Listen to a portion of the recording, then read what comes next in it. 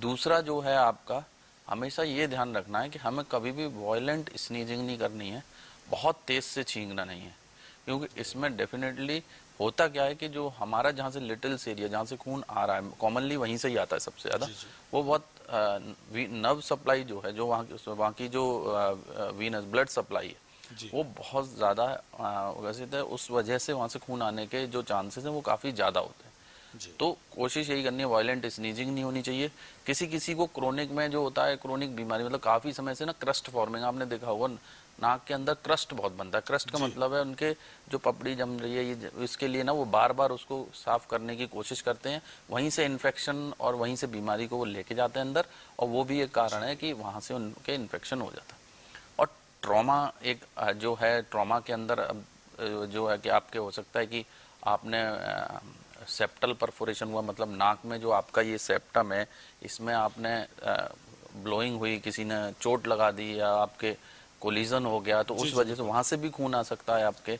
या आपकी नाक की हड्डी टेढ़ी है तो भी आपके खून आ सकता है, जी क्योंकि एयर का जब तक वेंटिलेशन प्रॉपर नहीं होगा तो वहाँ पे इन्फेक्शन के चांसेस बढ़ेंगे बढ़ और आपके जाते हैं। खून आ सकता है। तो बिल्कुल। उस केस में भी आपको ईएनटी सर्जन की सलाह लेनी चाहिए और जाके उनको दिखाना चाहिए और इसका निवारण कराना चाहिए।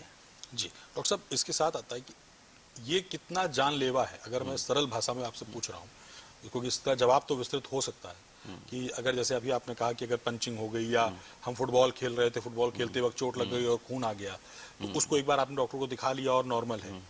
लेकिन कभी तो ऐसा होता होगा, जैसे आपने कहा कि हड्डी टेढ़ी है और इन्फेक्शन वहां पर बन रहा है, बार बार हो रहा है, तो क्या यह जानलेवा भी हो सकता है? हाँ, जानलेवा हो सकता है। अगर प्राय देखने को ये मिलेगा कि ज़्यादातर खून एक ही नाक से आएगा।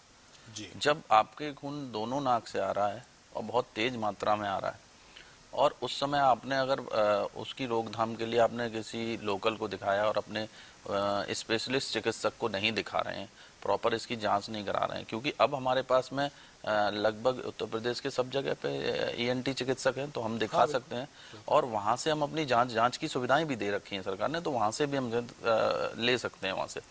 अब उस समय पे क्या होगा, अगर हमारा 1 से 2 से 3 दिन कंट्रोल नहीं हुआ तो डेफिनेटली शॉक एक चीज़ है, हेमोरेजिक शॉक में बॉडी चली जाएगी और ये जानलेवा हो सकता है इसमें। नहीं तो जाके अपना जो भी है इसके कई सारे अपने ईएनटी सर्जन को दिखा के वहाँ से जांच करा के, डायग्नोस्टिक नेजल एंडोस्कोपी होती है, एक दूरबीन विधि से नाक के अंदर देखा जाता है और वहाँ से पता चल जाता है कि किस एरिया से ब्लीड आ रहा है। तो डॉक्टर अपने मदद से, डॉक्टर की मदद से, ईएनटी सर्जन की मदद से आप कर सकते हैं इसको, कोई इसमें परेशानी की बात नहीं है। और जी जानलेवा अगर आप इसको लंबा लेके जाएंगे तो लाजमी है कि आपके ये हो सकता है।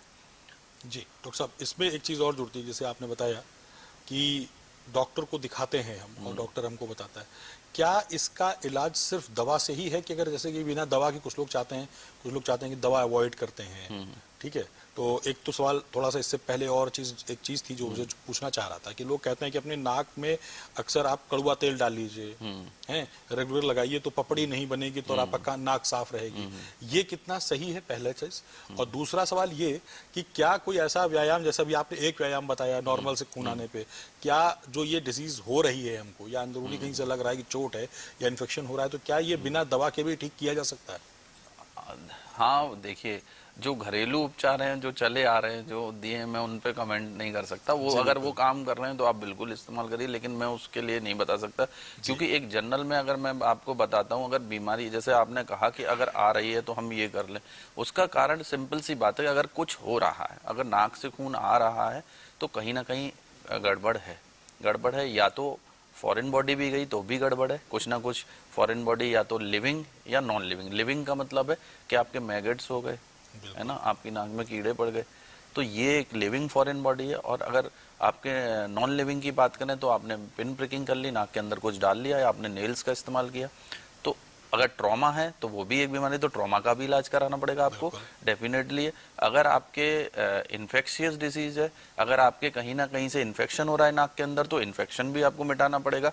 और नॉट यही नहीं, नाक का खून, नाक से जो खून आ रहा है उसकी समस्या के लिए आपको सिस्टमिक डिसीज भी हैं। मैं अपने दर्शकों के लिए मुफ्त वीडियो बनाता हूं ताकि वे ईएनटी से संबंधित सभी बीमारियों के बारे में जान सकें। ऐसे ही नए वीडियो को मिस ना करें, क्योंकि यह आपके हेल्थ की बात है। तो अभी चैनल को सब्सक्राइब करें और घंटी बजाना ना भूलें और लोगों तक शेयर करें ताकि वो भी इसका लाभ उठा सके।